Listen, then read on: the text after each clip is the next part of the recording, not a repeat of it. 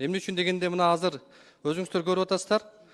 Октябрь, ноябрь айларына Газпром эсептегичтерди 2 айдыкын кошуп, абоненттерге 3 айдын чегин, квитанциясын жиберип атат да.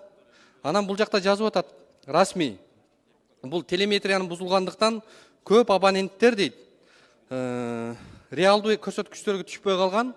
Ошон үчүн биз 2 айдыкы түшпөй калгандыгын белгилеп атат да. Анан эле 3-чү айда телеметрия иштеп калыптыр. Анан телеметрия иштеп калгандан кийин 3 айдын чегин биздин абоненттерге жиберип атат. Ушул боюнча бир түшүндүрмө алсак, эгер иштебей, башында айтып атат, иштебей калгандыктан деп атат 2 ай. Анан 3-чү айда ал телеметрия иштеп калгандыктан бул маселе ушундай эсептегичтер көп чыгып атат деп атат да. Ушуну бир балким протоколдук тапшырма берип, тийиштүү комитетке чакырабызбы, же бул жака чакырабызбы? Ушул боюнча сизге бир сунуш айтайын дегем. Анткени бүгүн пенсионерлер бар, бүгүн ошол көп балалуулар бар, бүгүн ушул коомчулукта аз камсыз калган үй бүлөлөр бар. Ошолорго Газпром эсептегичти абдан көп кылып атат да. Ушуну бир көзөмөлгө алып, ушуну бир маалыматын угушубуз керек болуп атат. Рахмат. Рахмат. Бул боюнча комитеттин чечими керек. Бул маанилүү маселе. Кайсы бир учурга даяр кылса, биз чакырып коомчулукка, элге маалымат бергенге биз айтабыз. Комитеттин чечимин чыгарып бериңиздер. 3-чү микрофон.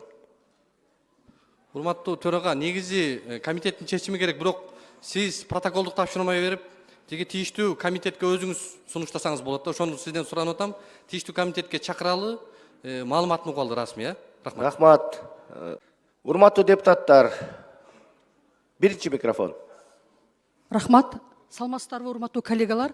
Азыр Газпром боюнча маселе көтөрүлдү. Мен да ошону бир мындай кошумча айтып кетким келет. Баягы смог боюнча, шаардагы иш боюнчачы. Өткөндө көчмө жыйын болгондо ал жерде деле бул маселе көтөрүлгөн. Шаарда 100дөн ашкан конуш бар экен. Ошол конуштун газдаштыруу керек. Көмүр жагып турушат ушул күнүчү. Анан 54-ü гана газдаштырылган экен да. Анан ошол жерде суроо берген болчумун министр энергетиканын өкүлүнө. Бирок жооп бере алган жок, так жоопту айта албады да. Газпром Кыргызстан милдеттенме алган ошол конуштарды газдаштырып бергенге. Эмне үчүндүр ушул убакка чейин мына араң жарымына жетиптир да, мындай карагандачы. Ошол эмнеге газдаштырылбай жатат?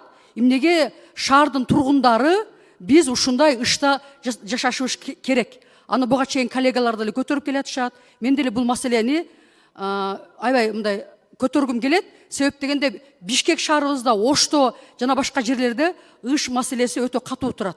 Анан ошол эле Газпромго дагы бир тийиштүү нерсе, менин өзүмдүн 2-чи округумда, Кадамжай округунда газ берилбей келет канча күндөн бери. Ошол маселени дагы тактап көтөрүп айтып кетким келет. Себеп дегенде шайлоочулар күнүгө кайрылышат, бир топ адамдар. Рахмат. Рахмат. Кадамжай боюнча Газпромдун ага тиешеси жок. Ал жерде Кыргыз нефтегаз өзү камсыздандырат. Ал эми смог боюнча айта турган болсок, урматтуу депутаттар, урматтуу кыргызстандыктар, Борбор шаарынын тургундары жана коноктору ачык айтыш керек. Биз биринчи жолу быйылкы кышта бир нече ирет күндөлүк өлчөөлөрдүн негизинде Бишкек шаары жашыл зонага, жашыл аймакка өттү.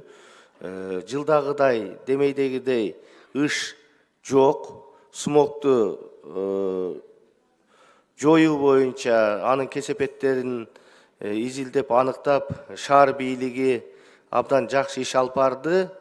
Жылдагыдай смог жок. Аны баарыбыз көрүп атабыз, аракеттерин көрүп атат. Шаардык бийлик ар кайсы ыкмаларды колдонуп, ошонун негизинде шаарды тазартуу боюнча иштеп атат.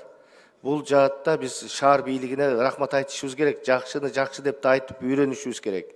Дагы деле болсо бул абал таптакыр мындай сезилерлик деңгээлде жоюлуп кеткен жок. Дагы деле бул көйгөй бар. Смог маселеси. Bunun üstünde de иштеп атат. Бирок жылдагыдан быйыл азайтышты. Бул жерде шаар бийлигине биз рахмат айтышыбыз керек. колунан келишинче аракеттерди жасап атышат.